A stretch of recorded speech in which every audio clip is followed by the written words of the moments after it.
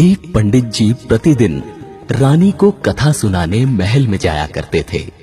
कथा के अंत में प्रतिदिन कहते कि राम सुमर ले तो बंधन छूटे। कई दिन कथा सुनने के पश्चात एक दिन पिंजरे में बंद तोता बोला, यूं मत कहो रे पंडित झूठे।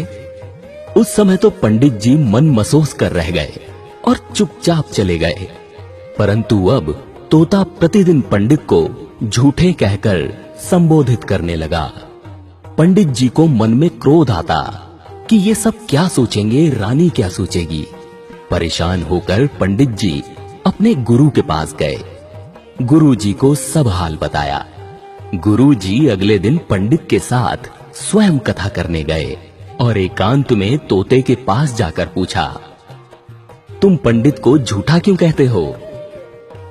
तोते ने कहा, मैं पहले खुले आकाश में उड़ता था। एक बार मैं एक आश्रम में जा बैठा जहां सब साधु संत राम राम राम बोल रहे थे। वहां बैठा तो मैंने भी राम राम बोलना शुरू कर दिया। एक दिन मैं उसी आश्रम में राम राम बोल रहा था, तभी एक संत ने मुझे पकड़कर पिंजरे में बंद कर लिया। फिर मुझे 2-4 श्लोक सिखाए। आश्रम में एक सेठ ने संत को भारी दान दक्षिणा दी।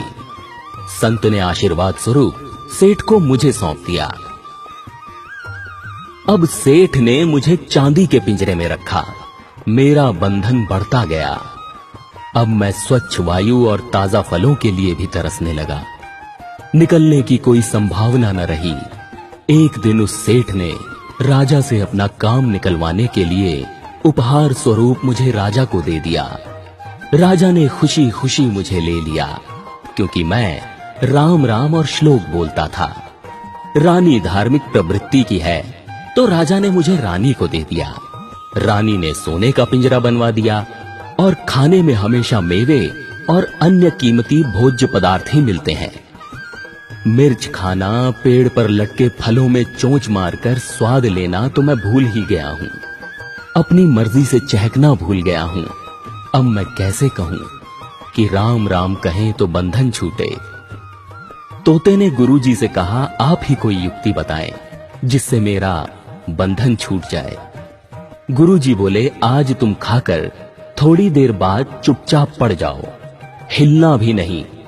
हिलाया जाए तो भी मरणासन्न अवस्था में पड़े रहना। तोते ने ऐसा ही किया। रानी ने पिंजरा खोलकर खूब हिलाया डुलाया।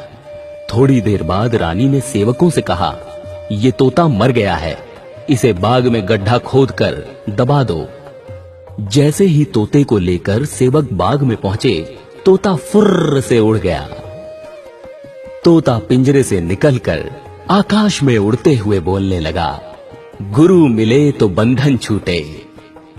इस कहानी से हमें सीख मिलती है कि शास्त्र कितना भी पढ़ लो, कितना भी जाप कर लो, लेकिन सच्चे गुरु जब तक रास्ता न बताएं, तब तक मुक्ति पाना संभव नहीं है।